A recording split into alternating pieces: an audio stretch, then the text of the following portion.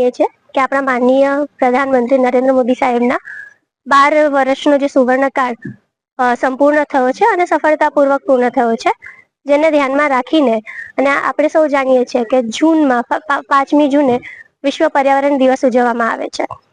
છોટાઉદેપુરની લાક્ષણિકતા જોવા જઈએ તો ઓલરેડી એ હરિયાળું છે અને ગ્રીન કવર એમાં વિશેષ પ્રમાણમાં છે, પરંતુ એને જ ધ્યાનમાં રાખીને છોટાઉદેપુર જિલ્લામાં માનનીય કલેક્ટર મેડમ દ્વારા એક ઇનિશિયેટિવ લેવામાં આવ્યો છે કે આગામી વર્ષ દરમિયાન આશરે 12 લાખ વૃક્ષો આપણે છોટાઉદેપુરમાં સામૂહિક પ્રયત્નોથી વાવીએ. એ જે પ્રોગ્રામ છે અથવા એ જે એમનું ઇનિશિયેટિવ છે એનું પ્રથમ તબક્કો આજે 15 જૂને યોજવામાં આવેલ. આ તબક્કામાં આપણી જેટલી પણ ગવર્મેન્ટ ઓફિસીસ છે, સરકારી શાળાઓ છે, કોલેજો છે, આંગણવાડી છે, CHC, PHC વગેરે સેન્ટર છે, તેમાં આજના દિવસમાં 1,20,000 જેટલા વૃક્ષો વાવવાનું આજે આયોજન કરવામાં આવેલ છે. એની પહેલ સ્વરૂપે આજે તાલુકા કક્ષાનું આપણે અહીંયા બોડેલી સેવા સદનમાં કાર્યક્રમ આયોજિત કર્યો છે.